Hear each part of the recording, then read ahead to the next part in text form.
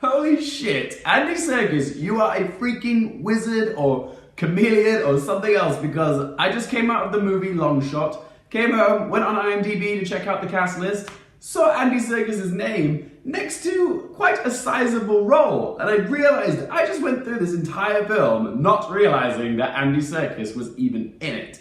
That is amazing, and it just goes to show that it doesn't matter if it's a fantasy epic or a bloody rom-com, if Andy Serkis is in it, he is transforming into somebody else.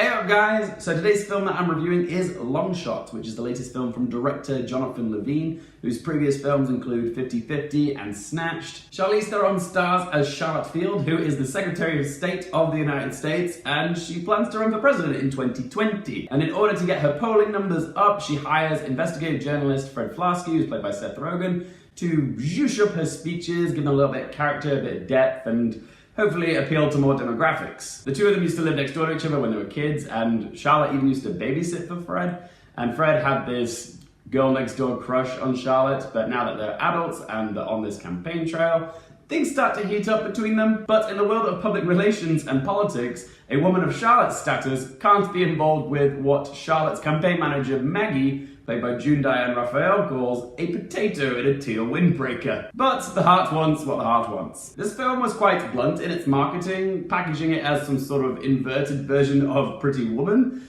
And this film even uses that Roxette song, It Must Have Been Love, which was from the Pretty Woman soundtrack. But this film is very aware of what it wants to be, a subversive, hyper-feminist, post-Me Too rom-com, and it does work. And I will say, I really enjoyed this film. As far as rom-coms go, I actually found it quite refreshing, and I like that it subverted typical rom-com tropes by having the female character in a position of status and power rather than the male character. Seth Rogen and Charlize Theron work extremely well together. They have a chemistry that just feels very relaxed and effortless, and they really do light each other up on screen. Yes, Charlize Theron might be substantially more attractive than Seth Rogen. This film likes to point out at every possible opportunity how much more attractive she is than him, but the connection between Theron and Rogen is so good that you don't doubt for a second whilst you're watching it that she wouldn't fall for a guy like Fred. I will say there were a few jokes that could have been better polished, like some of the jokes didn't quite land. And as subversive as the first two acts are, the final act of this film does succumb to schmaltzy rom-com predictability. But I still left the cinema feeling good about this one. A great comedic pairing of Seth Rogen and Charlize Theron. It had a healthy amount of laugh-out-loud moments, particularly a scene where Charlize Theron's character is trying to negotiate a hostage situation whilst riding the highs of taking Molly. The supporting players were all fully realised, particularly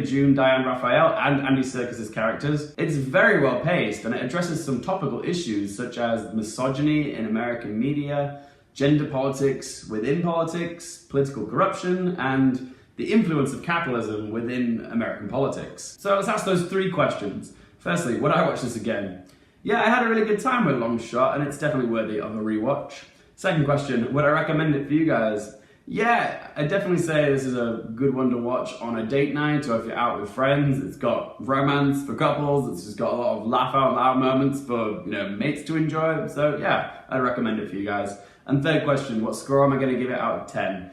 I'm going to give Long Shot a score of 7.5 out of 10. There we go guys, that is my review of Long Shot. But remember, this is just one bloke's opinion. I want to hear from you guys. What did you guys think of Long Shot? My quick question for you guys today is, what is your favourite Charlize Theron performance? Whatever you think, be sure to let me know in that comment section down below. If you guys like my channel, want to help us out, please don't forget to click subscribe, and if you want to follow us on Twitter, Instagram, you can find all that info in that video description down below. Thank you guys so much for watching. For more things related to movies, TV, and popcorn culture, I'm Luke Airfield, and I'll see you next time.